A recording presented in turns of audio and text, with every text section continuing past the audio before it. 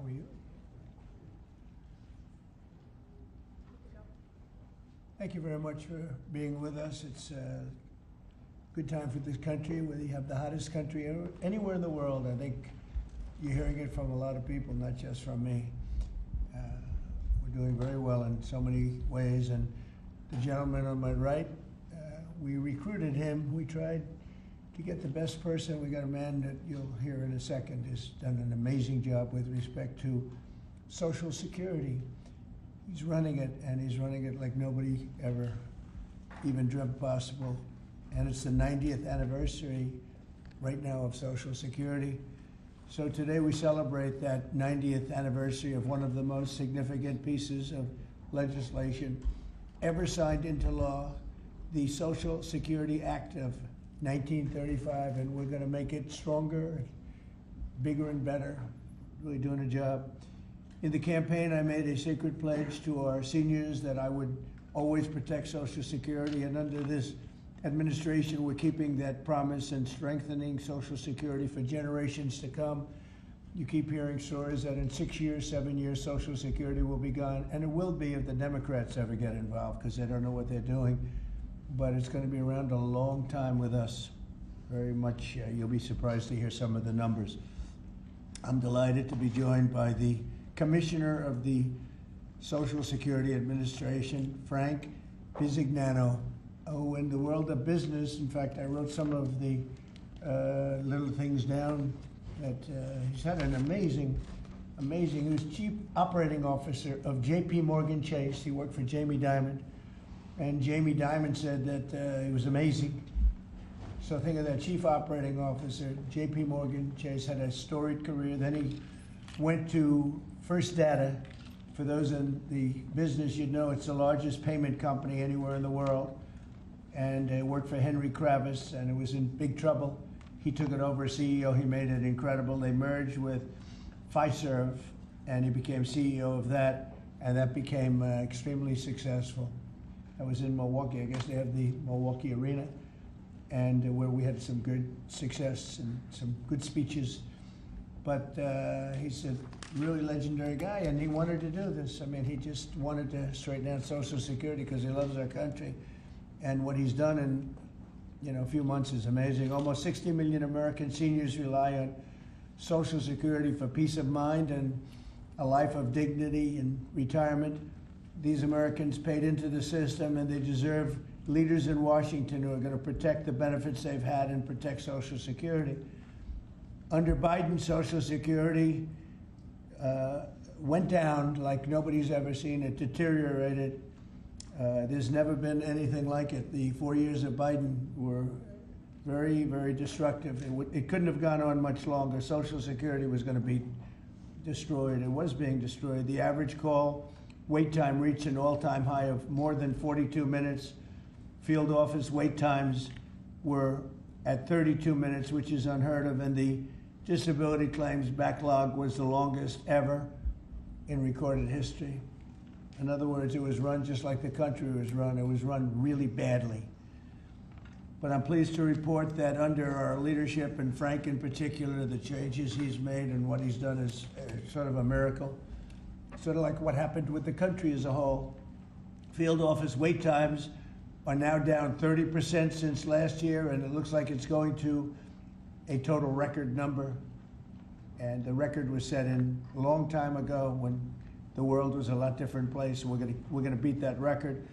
Call wait times are down 73% while serving twice as many customers per day.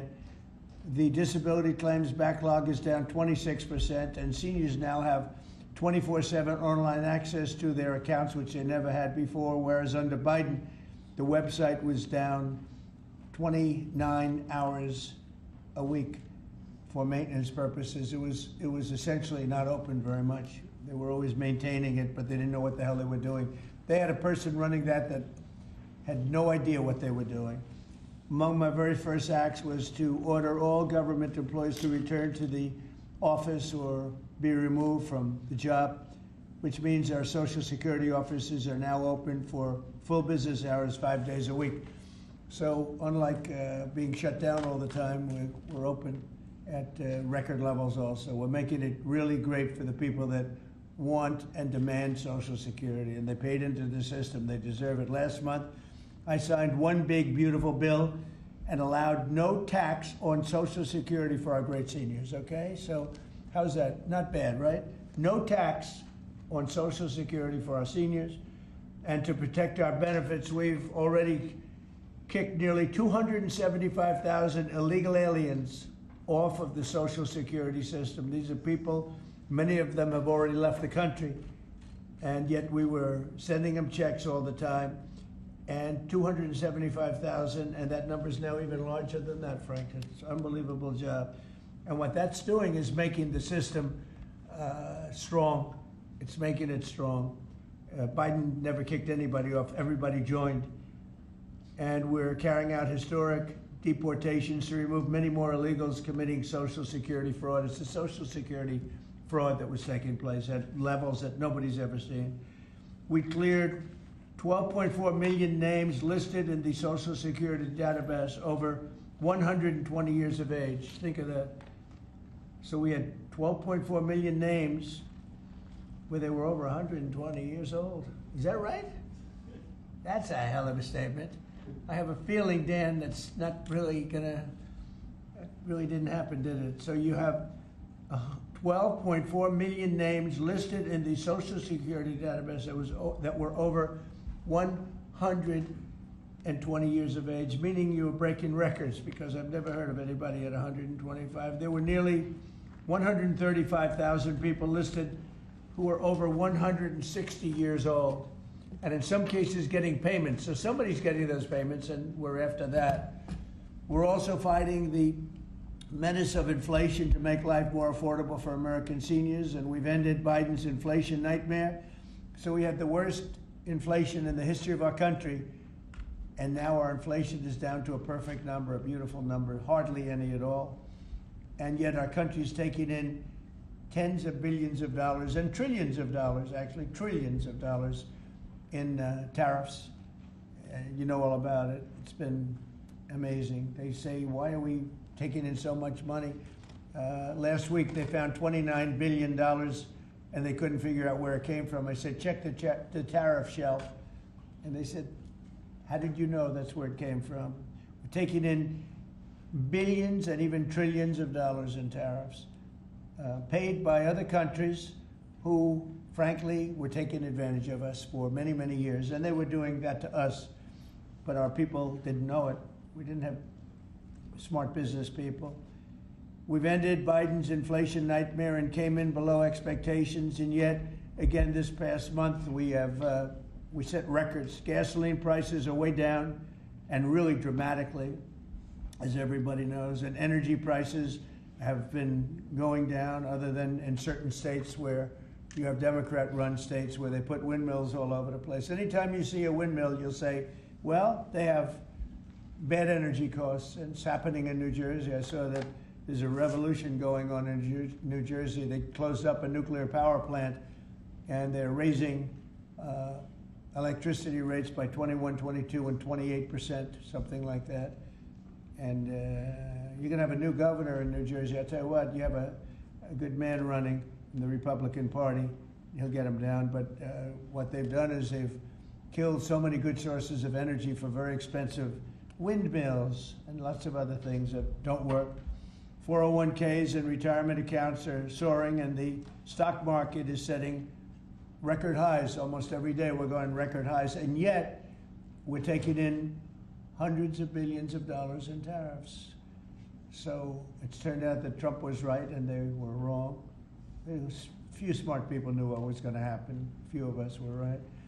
So we're going to keep the fighting going. We're going to make America's seniors every single day. We're going to fight for them. We're going to make them richer, better, stronger in so many different ways. But Social Security is like pretty much the one that we think about, and we love it, and we love what's happening with it. And it's going to be good for 90 years and beyond. Again, you were given only a short period of time. Social Security was supposed to be like down. Had they won the election, Social Security would have defaulted during Biden or Kamala's election, whoever they so chose. Two beauties. And now what I'd like to do is ask Frank to say a few words. Again, this is a man with a really storied past. He's one of the most successful anywhere in the world. What he did at J.P. Morgan Chase and what he did for Henry Kravis and all of the others are like legendary stories. And he just wanted to do this. He's making about a tiny fraction, I would say, a tiny fraction of what you used to make. But he didn't care. He wanted to do it. He made a lot of money. And he said, I want to run that system. I want to put it back on track. And he's got an unbelievable talent over there. It's like a different place. So Frank, would you say a few words, please? Sure. Thank you. There's less than 1% tiny fraction, sir. Is that what it is, less than one? That's a tiny That's fraction. an honor. It's an honor. It is an honor. And I'd like to start off by thanking the president for his tireless effort in running the country, in what he's done across the country, meeting every commitment. And, you know, I see it directly in the big, beautiful bill, the opportunity that it's brought to seniors. But his effort on every commitment, delivering against it, and delivering on world peace tirelessly. I'd like to also thank him for my opportunity. You know, he's teasing me, I'm teasing him about the economics of the job. But the reality is to serve 300 million Americans, which is what Social Security serves, is a tremendous honor. And him putting that faith in me and building what I believe, and I think I have a right to say it, is the best leadership team ever assembled in the White House and in the cabinet. So that's my great honor. So I come here and get the opportunity to serve the American public in a manner that I never imagined in my life. And what we found was the opportunity to fix a foundation. The reality is, people talk about 72 beneficiaries. I talk about over 300 million Americans with a Social Security number that we must protect through the system. And when you look at what we talk about in eliminating Social Security numbers that were live in the system, they could carry fraud through the whole system. So the first thing was root out fraud, waste, and abuse. But while doing it, the best way to be more efficient is provide more accurate payments and better service. And you heard the numbers. I think the most staggering number is that we had a website that was down 29 hours. This will be a digital-first agency, and we are building my SSA accounts. That's the digital account. And we have a bold goal of 200 million Americans to have a digital SSA account by the end of next year. It will happen. Just like we had a bold goal of single-digit wait time on the calls when they were at 40 minutes. And we did that. This is my 100th day. We did that within 90 days, right? Get the web up and running, bring technology to our field offices, use digital presence to answer and serve the American public. That's the job. When we do all that, then we'll really know the answer to if we have a hole, right? I was presented in my second week on the job with $18 billion in errors by the Inspector General. It was public. In less than a month, we solved $9 billion of it. So that's the type of swift action we can take, right? You see the things like the big, beautiful bill for the seniors. You see better digital services. You see field office wait times down. If you make an appointment to have a field office visit, it now happens in 6 minutes. Unprecedented. We are serving more people and delivering more than was ever delivered before in a manner with the highest possible quality, and we've just begun. You should expect this to be a great digital-first agency. My commitment to make this happen is as deep as the president's commitment to make the world a great place. And you see the fabulous job happening here across America and what he's doing in the world. You should expect Social Security, just like the president.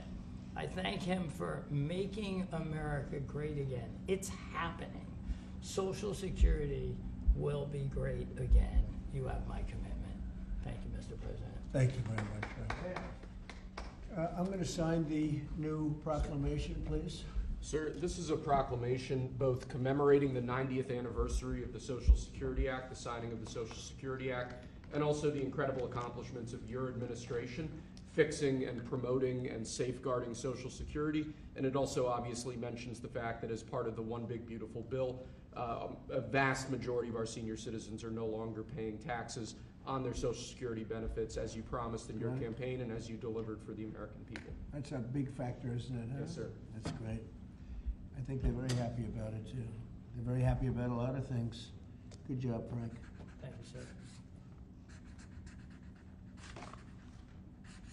And Frank has brought with him some of the most talented people in business, and that were making, again, they were making a lot of money, but they made a lot of money. They had money they didn't have to make anymore, and they just want to do this. They want to have our country become strong and good, and that's what's happening. And we're doing that in a lot of locations, a lot of areas. You deal with some of the people that are commissioners, that are secretaries of state, secretaries of treasury and of commerce, people that were really, really successful people, and they gave all that up to make a very small amount of money.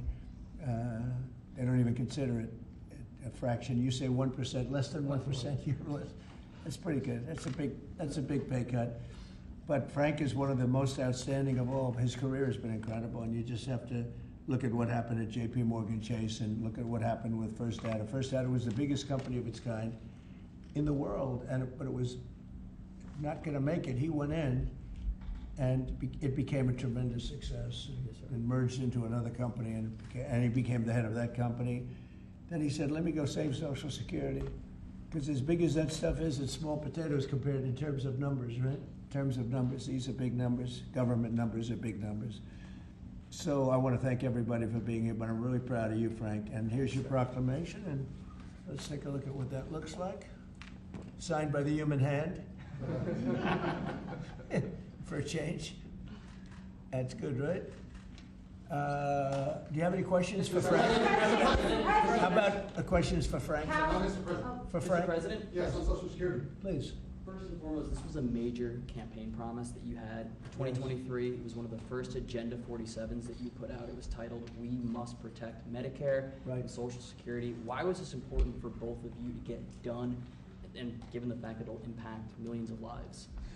Well, it was very important to me because I knew how Social Security, I've been hearing about it for years, long before I came to office, that it was really going to die very shortly, and I had to put somebody outstanding in. And we were talking. I was talking to him on a business sense once, and I said, "This guy's amazing." And he said, "I'd love to help you with Social Security because it's sort of what he does. You know, he takes troubled entities and turns them around." And he did some of the biggest messes in the world, and Social Security in a certain way, I guess, you know, you reported it all the time. In 4 or 5 years, it's going to go bust, but not anymore, it's not. And he's got it turned around so well. The proclamation helps. All of the things we've done help. And he's finding such tremendous fraud where we have illegal aliens. We have people that don't even exist on Social Security now. They don't exist. And what it does, it makes it totally secure and powerful for the people that are on it and need it. And we're very proud of the job he's done, one of the best. Kara Castro from Lindell TV. How are you today, sir? Democrats like Bernie Sanders and Elizabeth Warren continue to peddle the lie and the claim that you're trying to cut Social Security, despite your repeated promises to protect it. Why do you think they keep pushing this misinformation and literally terrorizing the elderly in America that sadly keep watching the very misleading mainstream media? I love your question. I should have called you almost first, but I love his questions also, always. But it's such a good question. It's so vicious what they do. Elizabeth Warren said she was an Indian. We call her Pocahontas. She's a liar. She lied her whole career. Based on the fact that she was an Indian, she was able to get into certain colleges, get certain jobs, get into certain universities to work there. She's a liar and a mean person. She's a nut job. I watched her the other night. She's all hopped up endorsing a communist in New York City. And she was all excited and jumping up and down. She's got to take a drug test. She really does. She's got to take a drug test. There's no way somebody can act that way and be normal. What she's done to our financial institutions, he destroys people. You know that you had a lot of great banks in the Midwest and banks that loaned to farmers and others, and they went out of business. She put them out of business. Stone cold mean. Banks that were open 150 years, family banks that supplied the farmers and manufacturers and others, and she put them out of business. She's a mean, horrible human being. Bernie Sanders is Bernie Sanders. I don't mind him so much. He's just a liberal guy, very liberal guy. He's a wacky guy. He's still sharp. I got to tell you, you know, he's 86 or 87 or something. He's still sharp. You compare that to Joe Biden, it's, you know, sort of what happened. So I don't mind Bernie Sanders. With him, you know what you're getting. You're getting a guy, he's a nasty guy, but he's somebody that, I don't know if I call it a fastball, but he's able to throw the ball pretty well. He's okay. I watched him the other day. He was totally on the opposite side of things. I will say this, the biggest issue right now, and an issue that's really taken hold, is crime, stopping crime in the cities, and the Democrats are fighting the stopping of crime.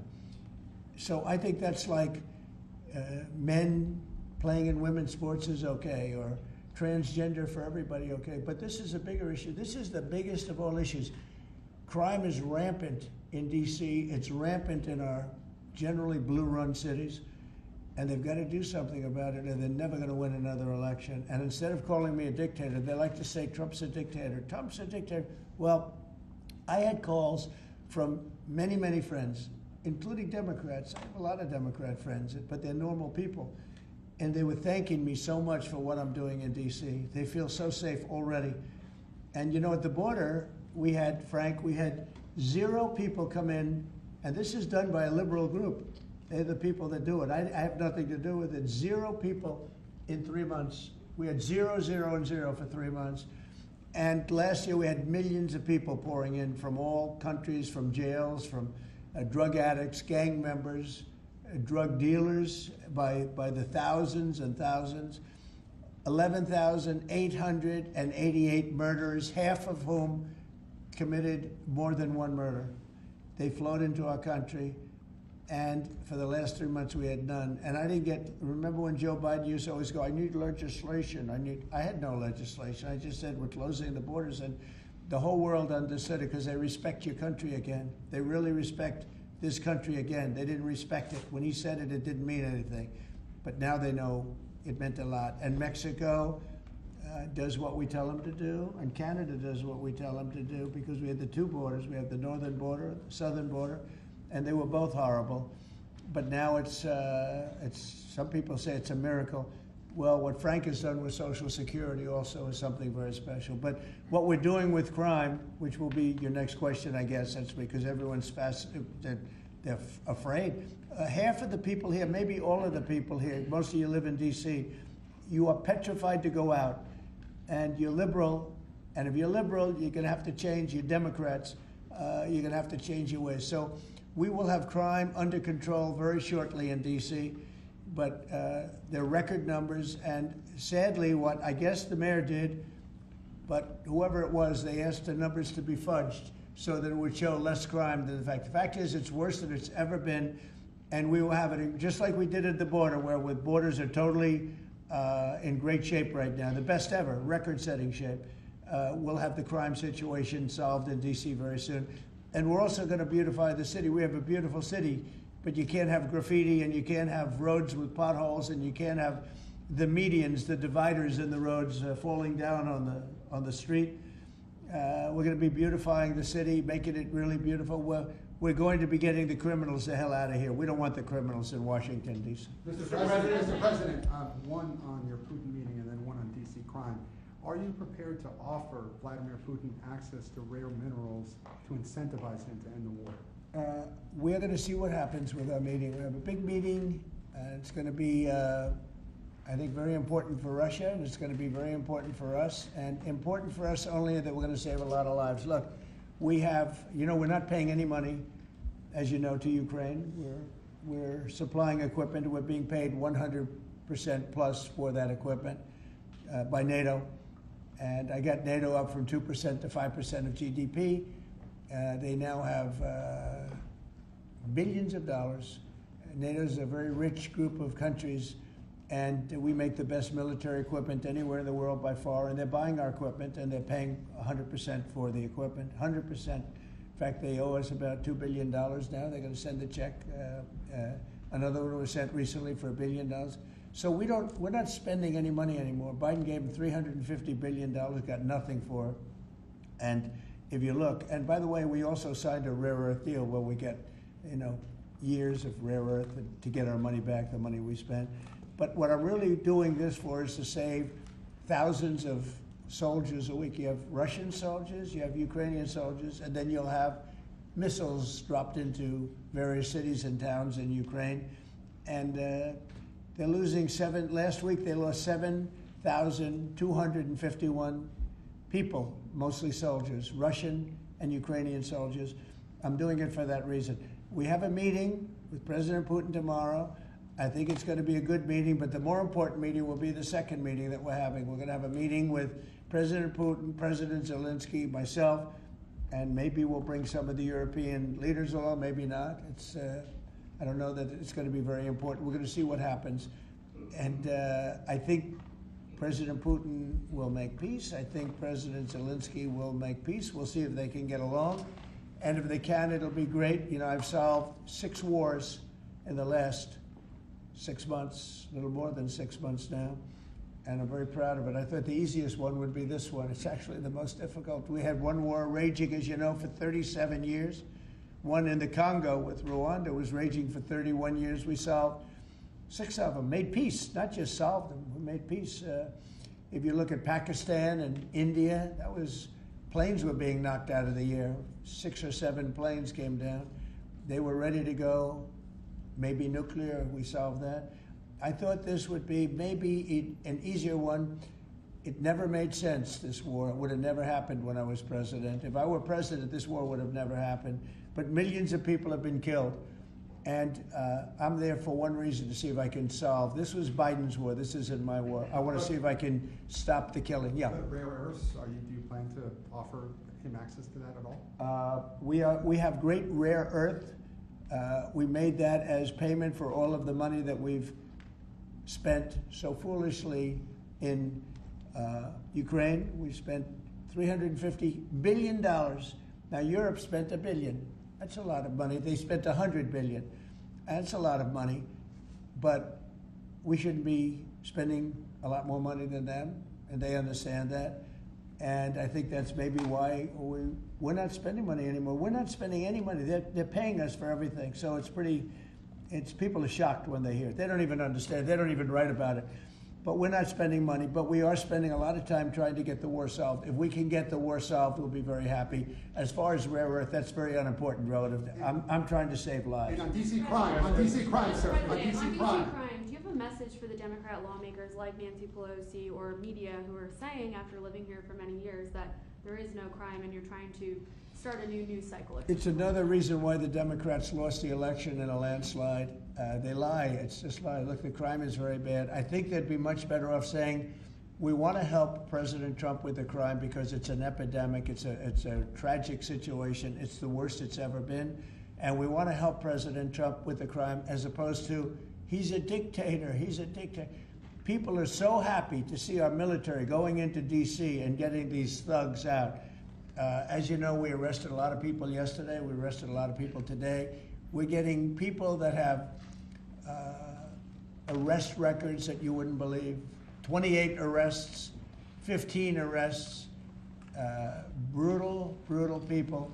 And we're going to have to do something about this cashless bail, because people shoot somebody, they kill somebody, and they're out on the street in less than an hour. Now, that's when it's all started, in New York, in Chicago, Los Angeles. You take a look. If we didn't go to Los Angeles to help this incompetent governor and a mayor that doesn't know what the hell she's doing, if we didn't go to Los Angeles, you wouldn't have a big part of it burned down. The other part of it would have burned down too. You would have not had, I don't think you would have been able to have the Olympics. We have the Olympics. I have a lot at stake with that, because I'm the one that got the Olympics. I got it in my first term, and I was saddened because I got it for what would be my third term, okay, which turned out to be second term. And the Olympics, it's a great honor, but I felt badly because I said I won't be president when the Olympics came. Well, through circumstance, I am president. I want to make sure the Olympics is great, the World Cup is great, and the 250, maybe the most important of all, is the 250-year celebration is great. So what's happening is we will work very hard. You would not have had, I don't believe that if I didn't send in the troops, I don't think you would have had Los Angeles in condition to have the Olympics. I think you would have had to tell them, I'm sorry, you're going to have to go someplace else. And if you look at the police commissioner or the sheriff, he said, we really needed them. Thank God they were here. We really needed them. That was the first 2 or 3 days. After we solved their problems, then he said, well, I think we could have maybe done it. No, he was told what to say. He said, you go back to your files and see what he said. He said, thank goodness they came. If I didn't go and put our military there, or National Guard in that case, and we'll go military if we have to, but the National Guard went there. They were very effective. If we didn't do that, I don't think you would have had the Olympics in Los Angeles. The place would have been just like the 25,000 houses that burned down, where, by the way, the governor ought to focus on getting their permits. You know, the federal permits are given. Those are the hard ones, and they were given a long time ago. People can't rebuild their house because they can't get permits from the state and the city, and they ought to focus on that because it's very upsetting. I went there right after the fires. I walked the streets, and I met a lot of great people that want to rebuild their homes. We took care of it from the federal standpoint, but they're not taking care of it from the city side, the mayor and the governor. They're not getting their permits. They can't build their houses. Mr. President, on DC crime. Go ahead, please. Mr. President, thank you. Do you think this summit and the incentives for peace you are putting on the table could end up rewarding Putin for his invasion of Ukraine? And what kind of signal do you think that could potentially send to other aggressors? No, I don't think it's a reward. I think that what we have is a situation that should never have started, should have never started. It didn't start under me, and for 4 years it wasn't even discussed. And I could see it was going to happen after I left. I could see what was happening. Everything that we did was wrong. Everything that was done was wrong. Everybody's to blame. Putin's to blame. They're all to blame. This is a war that would have never happened. Mr. President, on DC crime, sir. The other question on LA, Mr. President, earlier today, the Washington D.C. police chief issued an executive order allowing metropolitan police officers conducting traffic stops to notify federal immigration and customs enforcement about undocumented immigrants that they encounter. Yet the city has a long-standing pro-immigration policy, including allowing non-citizens to vote in local elections. Which is ridiculous. And limiting cooperation with federal immigration agencies. Right. Did your administration pressure the D.C. police chief to review and repeal these policies? And will you require other cities to roll back similar policies to avoid possible federal takeover of local law enforcement? So what you're saying is that it was a very positive thing. When they stop people, they find they're illegal, they report them, they give them to us, etc. That's a very positive thing. I have heard that. It just happened. That's a great step. That's a great step if they're doing that. Yeah, I think that's going to happen all over the country. We want to stop crime.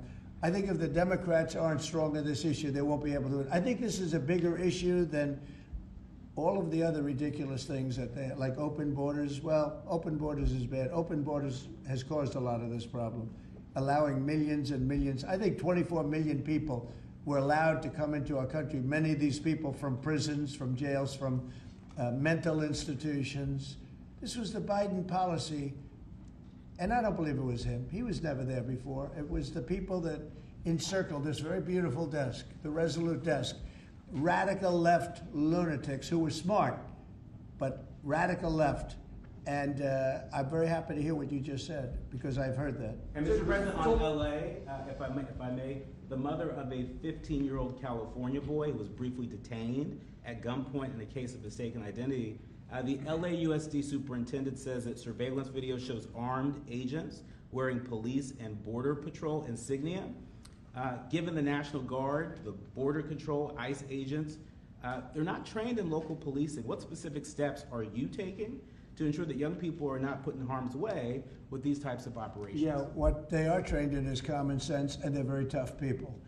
And they have great common sense, and they are highly trained. I heard the mayor of L.A. was saying, oh, they're not trained this way. I heard this character from, where was he from? They talk about him as a candidate. He's got no chance. The governor of Maryland, I watched him this morning saying that the governor of Maryland, yeah, they say maybe he'll be a president. He's not presidential timber at all. But I heard him today talking about how the National Guard or the military is not trained in police, but they're trained in common sense, and they're trained in not allowing people to burn down buildings and bomb buildings and shoot people and all of the things. They've done a great job. Again, if we didn't send them, and very importantly, if we didn't send them into Los Angeles, the rest of Los Angeles would have been burned down to the ground. When you look at Minnesota, Minneapolis, I sent them into Minneapolis because the governor wouldn't make the call. If I didn't do that, you wouldn't have a Minneapolis. It wouldn't be, I don't think it would be existent today. You remember the famous scene burning over the CNN anchor's shoulder? He said, everything seems to be very peaceful. And behind him, the whole city's burning down. So you had the whack job governor who ran for vice president, who made a fool out of himself. You would have had, I saved that city, I'll tell you, I saved that city. So the bottom line is these are very tough people that are trained in a thing called common sense, and they're also trained in doing what we're talking about right now. And you watch crime stop, but you wouldn't have Los Angeles, it wouldn't be existent today. We would have had to cancel the Olympics if I let that go on. Mr. President, will you pressure Israel to allow journalists into Gaza to cover the humanitarian efforts the U.S. is pursuing? And I'd like to see that happen, sure. Would you pressure? I would like to see it happen. I would be very fine with journalists going in. It's a very dangerous position to be in, as you know, if you're a journalist, but I would like to see it. And on tariffs, Brazil, Mexico, and Latin America are getting closer to China, and they say it's partly because of the tariffs you're imposing in those countries. Are you concerned them getting closer to China? No, not at all. I'm not concerned at all. They can do what they want. None of them are doing very well, and what we're doing in terms of economics, we're blowing everyone away, including China. We're doing better than any other country in the world right now. Brazil has been a horrible trading partner in terms of tariffs. As you know, they charge us tremendous tariffs, far, far more than we were charging them. We weren't charging anything, essentially. And Brazil has some very bad laws happening where they took a president and they put him in jail, or they're trying to jail him. And I happen to know the man, and I will tell you, I'm pretty good at people. I think he's an honest man. I think what they've done, this is really a political execution that they're trying to do with Bolsonaro. I think that's terrible. But they also treated us very badly as trading partners for many, many years. One of the worst countries on earth for that. They charged tremendous tariffs, and they made it very difficult to do anything. So now they're being charged 50% tariffs, and they're not happy, but that's the way it goes. Mr. President, on DC crime, sir, on DC crime, are you concerned at all that some federal officers that are helping DC police might be being pulled away from other high priority assignments? Like what? Like what? Terrorism, for example. Oh, really? Terrorism? They'll stop terrorism as part of what they're doing right now. No. The soldiers that we have, first of all, we have plenty of them, long beyond what that you have here. We're just using a very small force. You know, in Washington, D.C., they have thousands of police. They have a lot of police, but the police weren't allowed to do their job. We have a lot of great ones, and you have some that weren't so good, to be honest, but they weren't allowed to do their job. But now they are allowed to do their job, and essentially it's only 2 days, but you look at the numbers already, they're dropping, and no, they're not being pulled off for anything. Mr. Mr. President, President, as you know, Tulsi there were some Gabbard very concerning reports about crime statistics. Police are manipulating crime data to downplay crime in DC. Will the administration release its own crime statistics to counter their misinformation? And will those individuals who are intentionally misrepresenting crime data and fudging the books, like you said, be penalized for endangering the public? They are under investigation right now. They are giving us phony crime stats, just like they gave other stats in the financial world, but they're phony crime stats. And Washington, D.C. is at its worst point, and it will soon be at its best point. You're going to have a very safe, you're going to have a crime-free city. I mean, I say that. You're going to have virtually a crime-free city. And these are strong men, but the criminals are strong men and women, but they're strong men. And These are people that don't play games. We're not playing games. These are criminals we're dealing with. And they treated people. They took one of the people that worked for us the other day. You saw the beating, the pounding, 10 against 1. And they pounded the hell out of him. He's lucky to be alive. He's barely, almost killed. And we're not going to have that happening, please. Tulsi Gabbard declassified more documents last night related to the Russiagate Good. hoax. She's doing a great job, by the way. That was another fake story. I'm very happy with the job she's doing. That's right. They declassified some terrible documents talking about Democrats and what they did. Yeah. Radical left lunatics. It showed that then DNI James Clapper sent out emails to IC officials saying that it would be a team sport to push then the debunked 2017 ICA report and that it might need them to compromise on their normal modalities. What's your reaction to the latest declassification? And in your view, sir, what does real accountability look like for the players involved? It's incredible what we're finding. Absolute proof of guilt. And we'll see what happens. But Clapper and Comey and that whole group of criminals, they're criminals. And they made it very tough. You know, they did the fake Russia witch hunt that lasted for 2 years. And I got totally exonerated. There was no doubt about it. They should have done it in 1 day, not 2 years. But it was a whole scheme to try and demean Trump so that I couldn't win an election. And that is a criminal group of people. They're sick people, and they're criminals, and they should be taken care of. Mr. President. Does Putin have a strong hand tomorrow? Well, he came to our country, and I heard CNN fake news talking about that was a big win for him. Normally, you would say the opposite, but they said, oh, it's a big win that he came here. Normally, we would say the opposite, you know, he came here. I think that President Putin would like to see a deal. I think if I weren't president, he would take over all of Ukraine. It's a war that should have never happened. If I weren't president, in my opinion, he would much rather take over all of Ukraine. But I am president, and he's not going to mess around with me. Mr. President, on Russia, Mr. President, would you support or agree to reducing NATO troops in Europe, in countries like Poland, in order to get Russia to agree to a peace deal? That hasn't been put before me, and I'll think about that for later, but it has not been put before me. Go ahead. Is anything less than an unconditional and immediate ceasefire a victory for the U.S.? Tomorrow? Yes. Well, tomorrow we'll see. I say, you know, I don't know where that comes from. It's sort of not a good question. I would say that tomorrow all I want to do is set the table for the next meeting, which should happen shortly. I'd like to see it happen very quickly, very shortly after this meeting. I'd like to see it actually happen maybe in Alaska where we just stay because it's so much easier.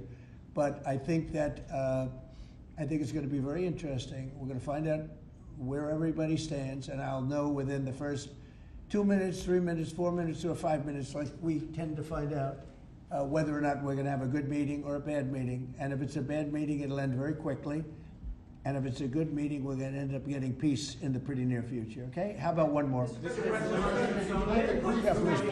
Mr. President. On the Smithsonian, I know that your administration is seeking to weed out a lot of this left-wing spin that's in the museums, but we're seeing from people like Brian Stelter or other commentators that they're insinuating that you are trying to change history according to your narrative. What's your response to that, and is there anything you particularly like to do? Well, we want the museums to treat our country fairly. We want the museums to talk about the history of our country in a fair manner, not in a woke manner or in a racist manner, which is what many of them, not all of them, but many of them are doing. Our museums have an obligation to represent what happened in our country over the years, good and bad, but what happened over the years in an accurate way.